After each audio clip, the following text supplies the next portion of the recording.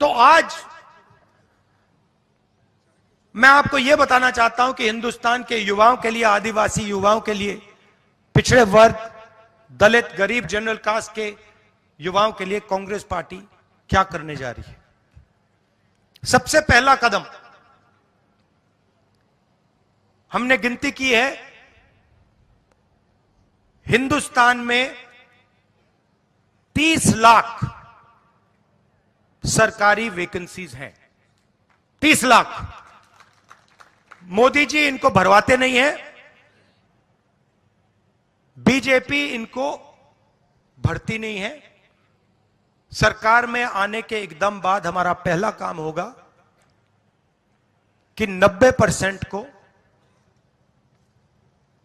30 लाख सरकारी नौकरियां हम दे देंगे।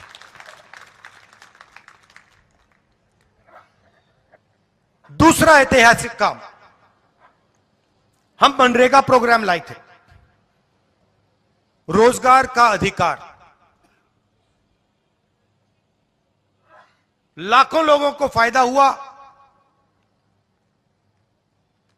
अधिकार दिया हमने। वैसे ही हम हिंदुस्तान के युवाओं को, सब युवाओं को अप्रेंटिसशिप का अधिकार देने जा रहे हैं।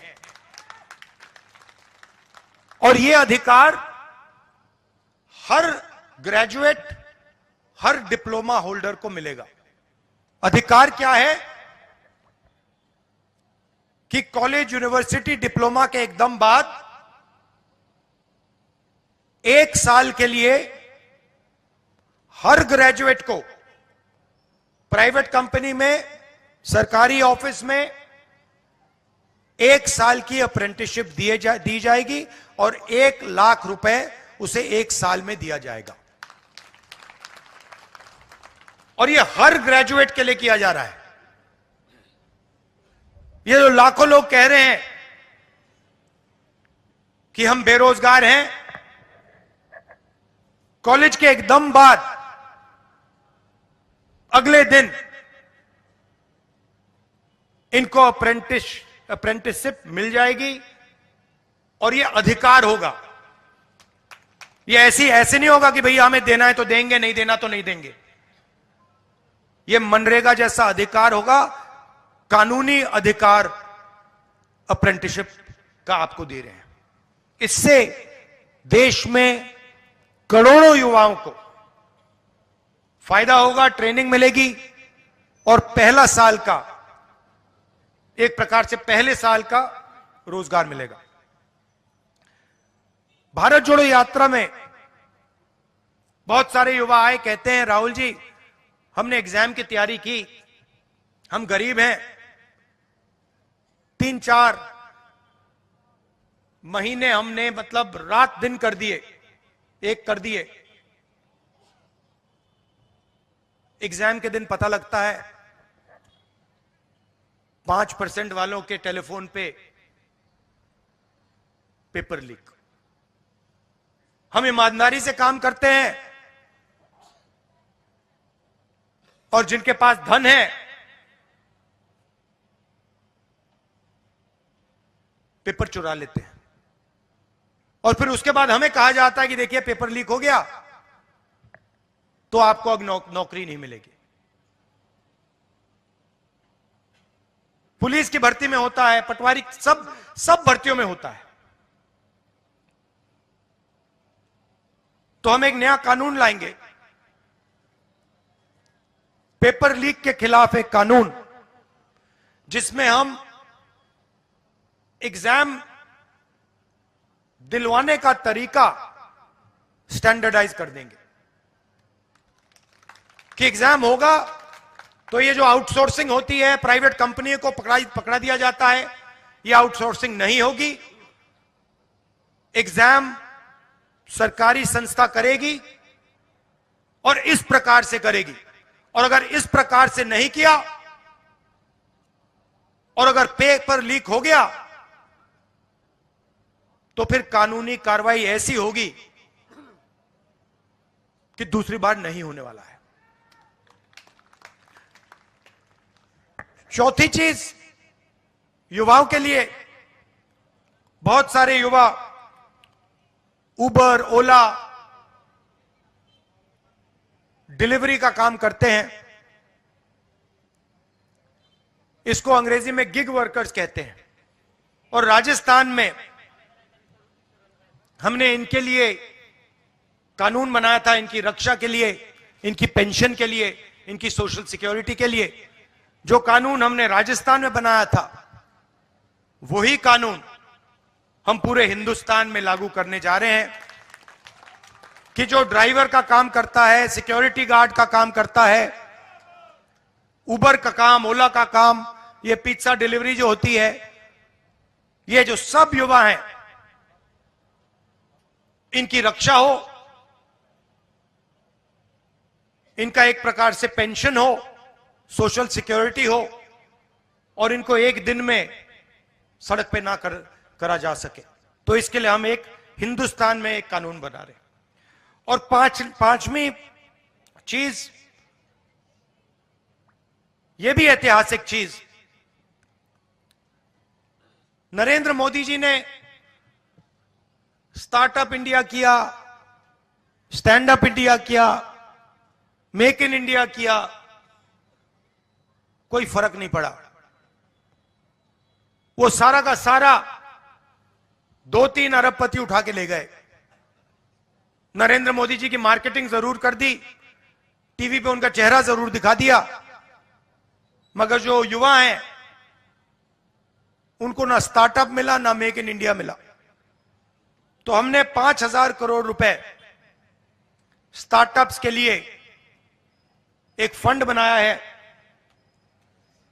और हर डिस्ट्रिक्ट में यह फंड रहेगा। 10 करोड़ रुपए स्टार्टअप्स के लिए, गरीबों के लिए यह फंड दिया जाएगा।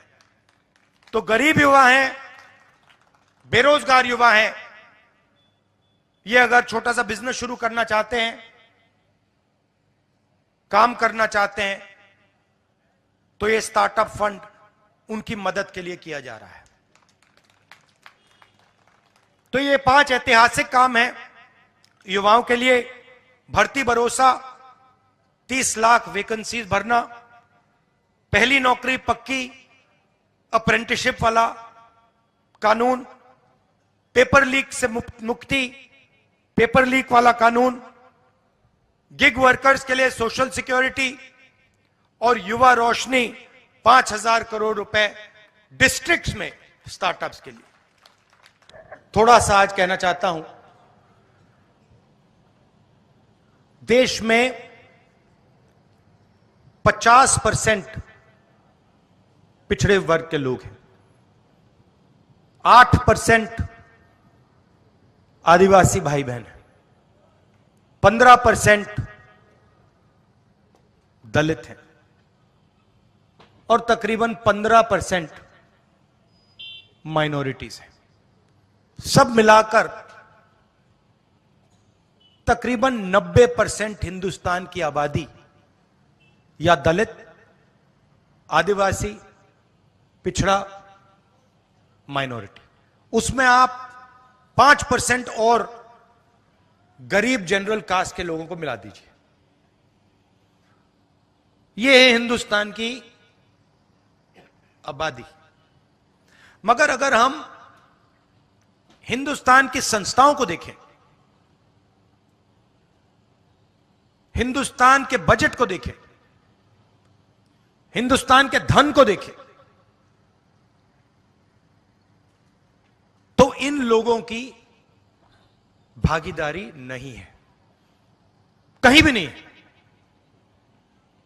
मैं आपसे पूछता हूं, आदिवासी वर्ग हैं आप, राष्ट्रपति आदिवासी हैं हैंगे ना? ठीक है। राम मंदिर का इनॉग्रेशन हुआ, आपको टीवी पे उनका चेहरा दिखा? क्यों नहीं? ये फिर से बोलो, क्यों नहीं? क्योंकि वो आदिवासी हैं, हिंदुस्तान की राष्ट्रपति हैं, मगर उनको सीधा मैसेज दिया गया कि राम मंदिर के इनॉग्रेशन में आप राष्ट्रपति हो, कुछ भी हो, आप आदिवासी हैं, आप अंदर नहीं आ सकती हैं। सोच वहां से शुरू होती है। आपने टीवी देखा, राम मंदिर के इनॉग्रेशन में आपने किसी गरीब को देखा? किसान, मजदूर ना था? कौन था? अंबानी था, अदानी था, बॉलीवुड की पूरी लाइनअप थी, सारे के सारे थे, उद्योगपति अरबपति थे, मगर राम मंदिर के इनॉग्रेशन में एक गरीब नहीं था, एक किसान नहीं था, एक बेरोजगार युवा नहीं था, एक विकलांग नहीं था, कोई नहीं था। दो हिंदुस्तान बने हुए हैं, एक 5% वाला और दूसरा बाकी लोगों का। और किसी भी एरिया में आप देखो, कहीं भी देखो,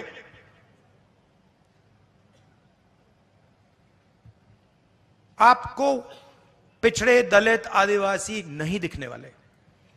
हिंदुस्तान की सबसे बड़ी 200 कंपनियों की लिस्ट निकालो, उनके मालिकों के नाम पढ़ो, एक आदिवासी नहीं मिलेगा आपको। मैंने चेक किया है, मैंने लिस्ट निकाली है सबकी, इनकी सीनियर मैनेजमेंट की लिस्ट निकाली है।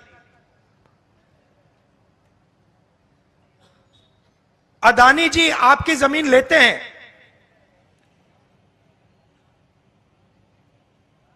आपका जल छीनते हैं, जंगल छीनते हैं, मगर उनकी कंपनी में सीनियर लेवल पे आपको एक आदिवासी नहीं मिलेगा, एक दलित नहीं मिलेगा, एक पिछड़ा नहीं मिलेगा, और हिंदुस्तान की सबसे बड़ी 200 कंपनियों में नहीं मिलेगा।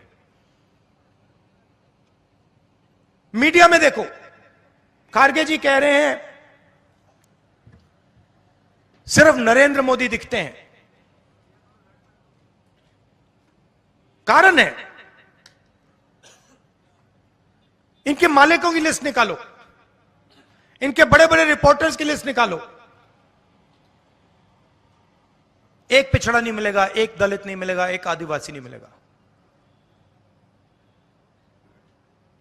90% हो आप हिंदुस्तान के, 90%। उसमें गरीब जनरल कास्ट भी जोड़ दो, 5% और ले लो, और जोड़ दो। मीडिया में आपका कोई नहीं, बड़ी कंपनियों में आपका कोई नहीं। हिंदुस्तान के बजट को 90 लोग चलाते हैं, आईएएस अफसर हैं। राजस्थान में भी वही है, यहां पे राजस्थान की सरकार को 60-70 लोग चलाते हैं। उनकी लिस्ट निकालो। दिल्ली वाली मैंने निकाली है, उत्तर प्रदेश की निकाली है, राजस्थान की नहीं निकाली है, निकाल दूंगा। आपको एक आदिवासी नहीं मिलेगा। 90 में से 3 पिछड़े वर्ग के लोग हैं, 3 दलित हैं, एक आदिवासी। अगर हिंदुस्तान की सरकार 100 रुपए खर्च करती है बजट में, तो आदिवासी अफसर जिनकी आबादी 8% है, वो 100 रुपए में से 10 पैसे का निर्णय लेता है। तो आपकी भागीदारी कहीं है ही नहीं। तो फिर मैंने अपने आप से सवाल पूछा, भाई ये कंपनियों में नहीं है, ये मीडिया में नहीं है, ये प्राइवेट अस्पतालों में नहीं है, ये प्राइवेट स्कूल, यूनिवर्सिटी, कॉलेजेस में नहीं है, ये सरकार में नहीं है, तो है कहां? फिर मैंने मनरेगा की लिस्ट निकाली, उसमें आदिवासी, पिछड़े, दलित सब भरे हुए हैं। कॉन्ट्रैक्ट लेबर की लिस्ट निकाली, मजदूरों की लिस्ट निकाली, उसमें भरे हुए हैं। 90% का काम हिंदुस्तान में मजदूरी करने का है, 5% का काम देश की हर संस्था को कंट्रोल करने का है। कहीं भी देख लीजिए आप। तो ये हिंदुस्तान की प्रगति का सबसे बड़ा सवाल है। प्रगति करनी है तो एक ऐतिहासिक काम करना होगा।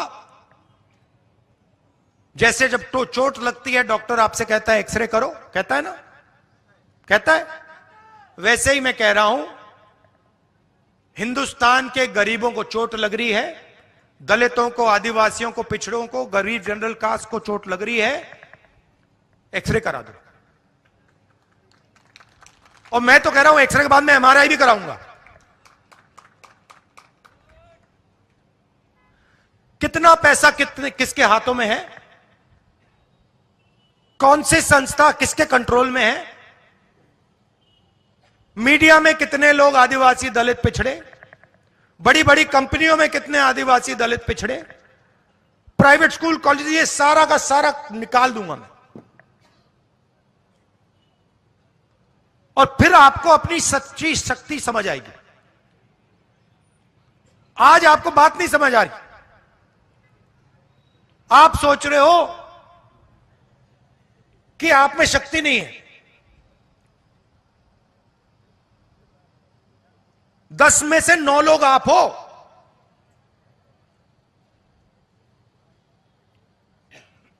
और आपके सब रास्ते बंद कर दिए। पहले आर्मी में जाते थे, अग्निवीर कर दिया। पहले पब्लिक सेक्टर हुआ करता था, पूरा का पूरा प्राइवेटाइज कर दिया।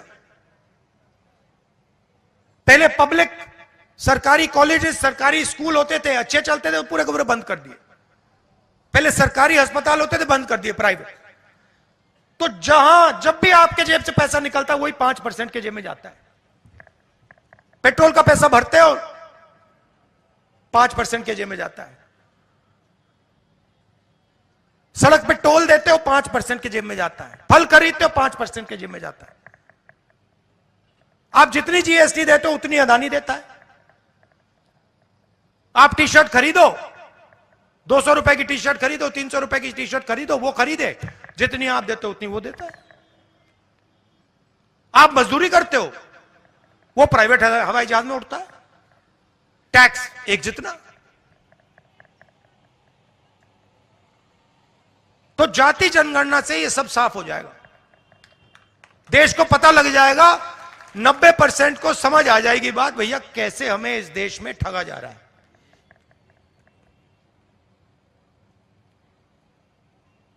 भारत जोड़ो यात्रा में सबसे बड़ा मुद्दा बेरोजगारी थी। युवा आते थे, मैं पूछता था क्या करते हो? राहुल जी बीटेक हूं, एमबीए किया, मेडिसिन पढ़ी, कंप्यूटर प्रोग्रामर हूं। क्या करते हो? कुछ नहीं, रोजगार नहीं है।